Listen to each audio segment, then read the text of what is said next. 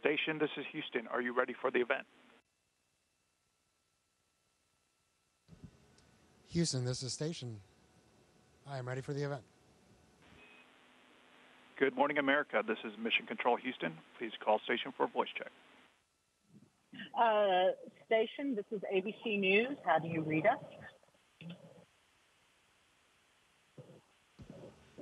Hi, good morning. I hear you loud and clear. How do you hear me? I hear you loud and clear as well. So let's start with, you know, you're going to break a record, and I know records are made to be broken, but how significant is this record in terms of what we learn about human beings and our endurance for long-term space travel?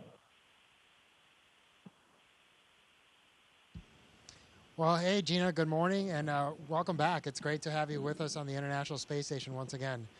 You know, it's an honor to be able to be considered one of the people that's going to have spent a year in space. And so, yeah, for sure, this record will soon be broken again, and that's great because that means we're continuing to press forward. And I think this is really significant in the sense that it teaches us that the human body can endure, it can adapt, and as we prepare to push back to the moon and then from then onward onto hopefully Mars and further on in the solar system, I think it's really important that we learn just how the human body learns to adapt and how we can optimize that process so that we can improve our performance as we explore further and further out from Earth. As a physician, what changes have you noticed in your body? I knew some astronauts that they got taller in space. Did you sleep better? Did you sleep worse? I mean, how have you documented your year in space for yourself physically? Yeah, you know, we actually just measured ourselves the other day for our return trip because you got to make sure you still fit in your spacesuit, your pressure suit, and your seat in the Soyuz. And it looked like I had grown for about 3 centimeters. Unfortunately, that is not a permanent change. You know, essentially your discs in your spine tend to expand a little bit because of that lack of gravitational pressure. And so that change goes back to your normal within about 2 weeks of getting back to Earth. You also see a lot of fluid shifts up here.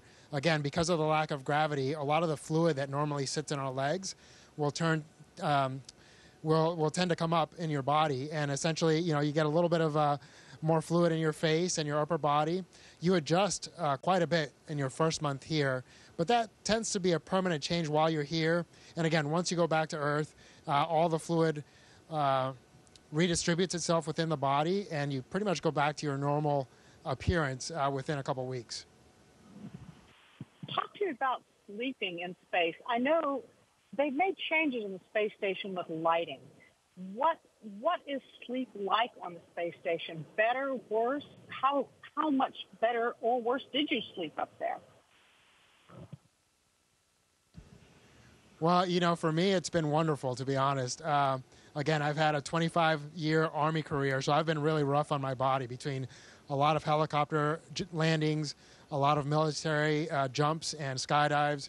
I've done a lot to essentially earn some of the bumps and bruises that I've had in my body. And so the pressure that you feel in bed while you're on Earth is completely gone up here. And so you're completely decompressed, especially your neck and your spine. And so for me, that's been wonderful.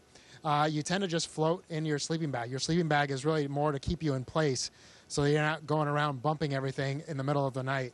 And as far as the lighting, it's perfectly dark in our crew quarters. I turn off my computer and it's dark. There is kind of a permanent sound on station, and that's because of all the life support equipment that we have that has to run permanently. But honestly, that makes for some great white noise. So I've actually slept better in the last 10 months than I have in a long, long time.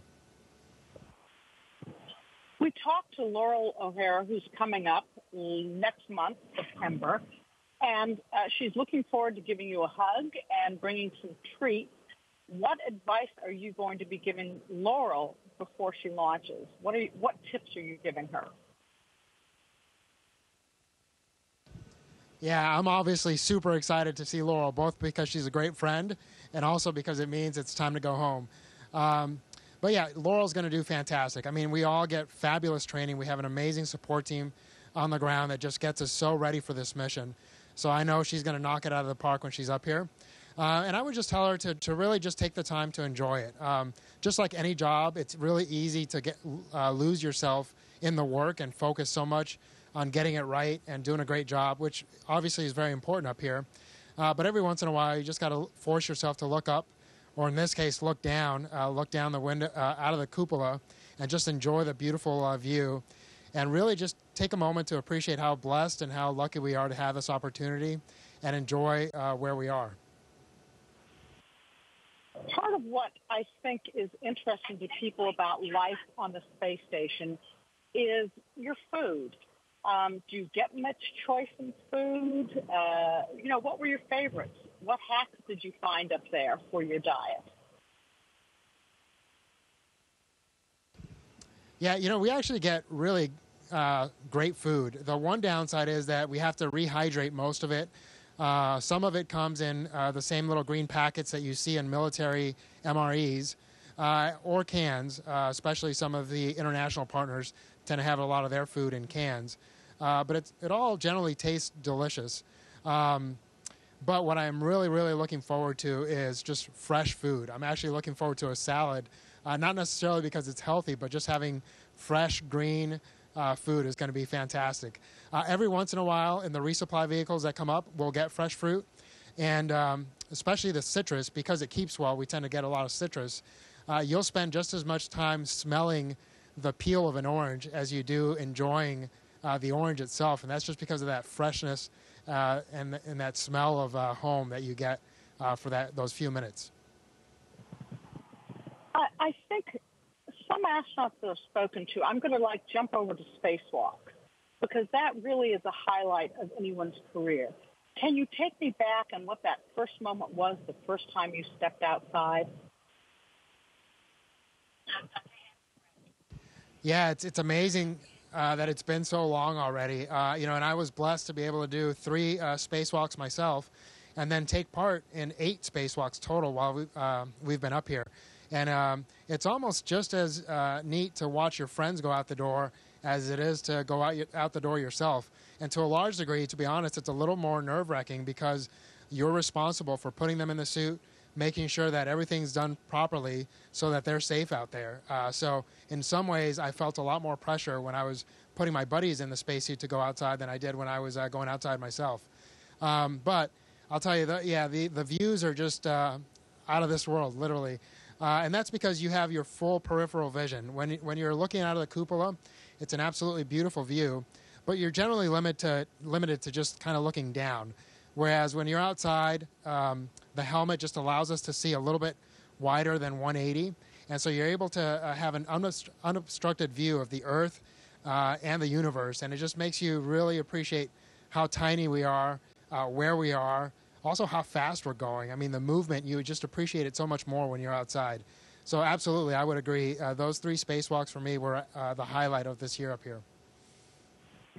I'm trying to remember, for your first spacewalk when you went out, were you in light or darkness?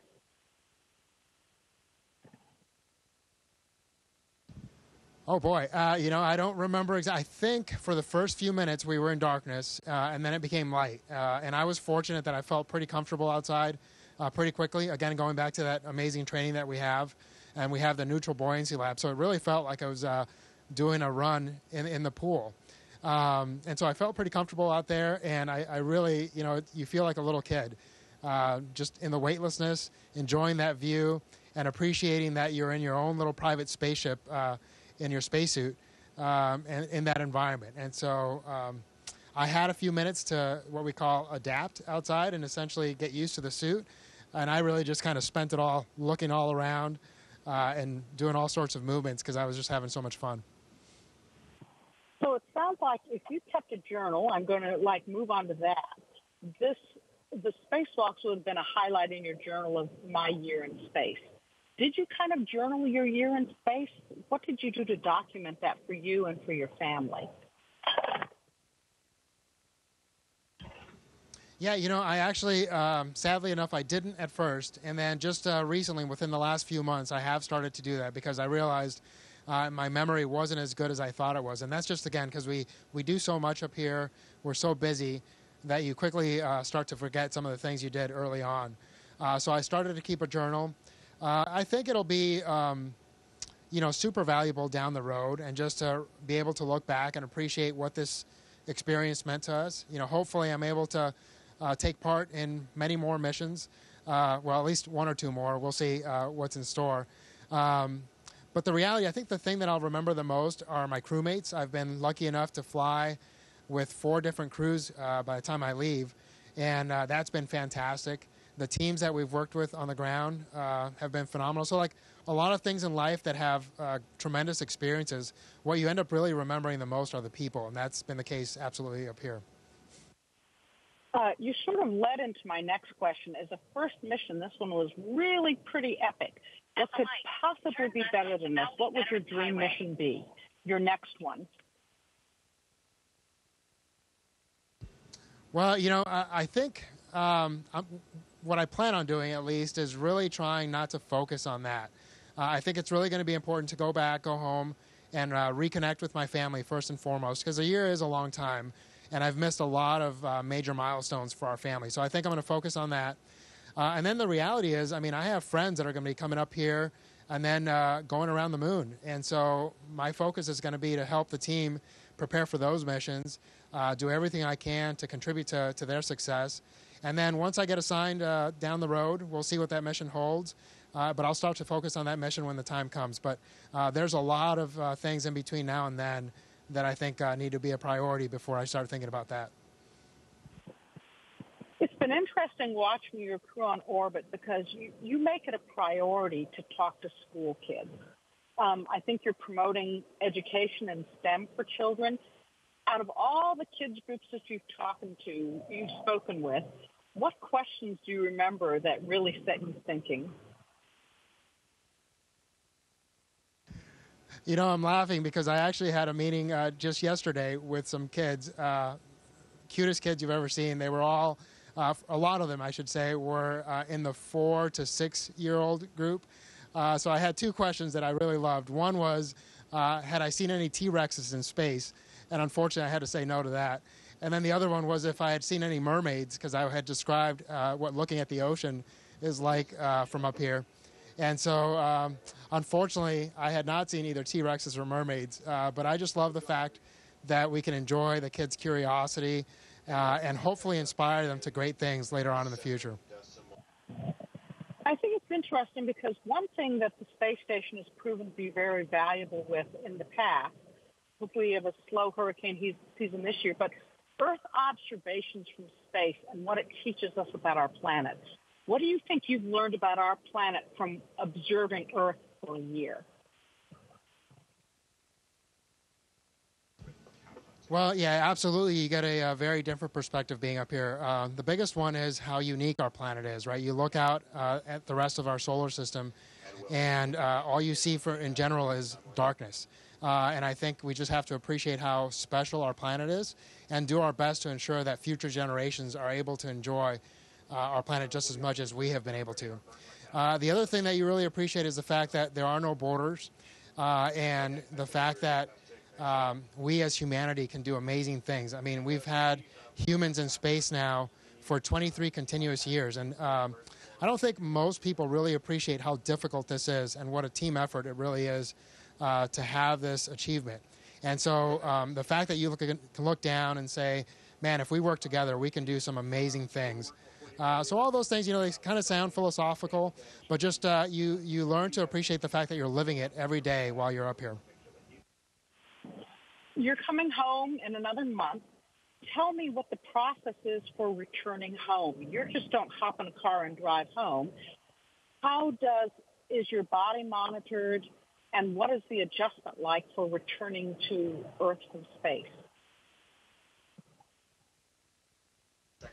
Yeah, so kind of going back to your previous question, again, there's only been a handful of us that have been up here for this long. And so they try to capture as much science as they can, as quickly as they can, because our bodies are just so good at readapting. So as soon as we land, again, I came up on a Russian spacecraft, so I'll also go back and we'll land in Kazakhstan. And there'll be a NASA team there ready to fly me back to Houston.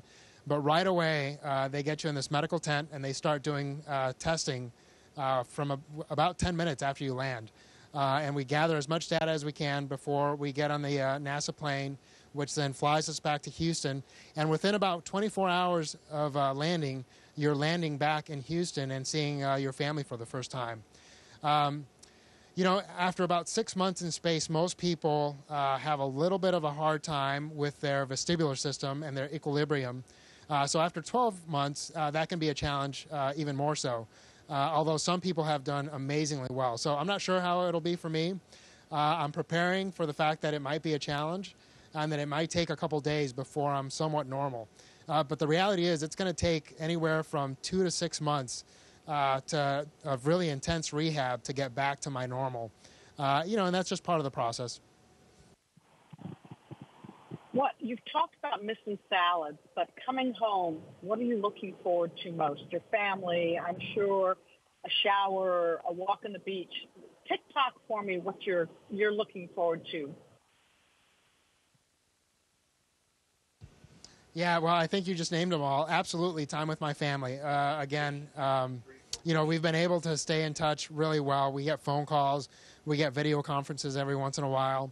But there's nothing like being there in person. And so just being able to reconnect with my kids and my wife, that's going to be fantastic. Being outside, again, we get fantastic views up here, but we're limited to the space of about a 5-bedroom home. And so it's a very small space, to be in for a full year. And the other thing for me especially is that I've only been exposed to about 6 other humans at a time for the past year. And so it's going to be a little bit of a readaptation to be around crowds and big groups of people. So I'm looking forward to slowly but surely getting to see all my friends and reconnecting with them too. And in closing, are there any favorite gymnastic tricks you've learned as you've mastered zero-G up there? Anything you care to show us? Well, I think one of the hardest things for people to really understand is the fact that you just don't have a sensation of up and down, right? So if I jump up on the sidewall here, my body quickly adjusts to the fact that now this is my up and down. And so you might see me essentially standing on the wall, but it's amazing how quickly your brain adapts to just reference this now being up and down for me. And so something as simple as this for me is just super cool to appreciate, again, how adaptable our bodies and our brains are. So yeah, of course, every once in a while we'll zoom around the space station as fast as we can, especially as you get more comfortable. But there's so much sensitive equipment up here. You really try to take it easy to make sure that everything stays where it's supposed to be. Frank Rubio, thank you so much for your time today. Godspeed.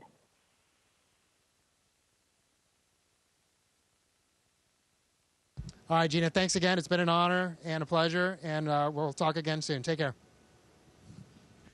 Station, this is Houston ACR. That concludes the event. Thank you. Thank you to all participants from Good Morning America. Station, we are now resuming operational audio communications.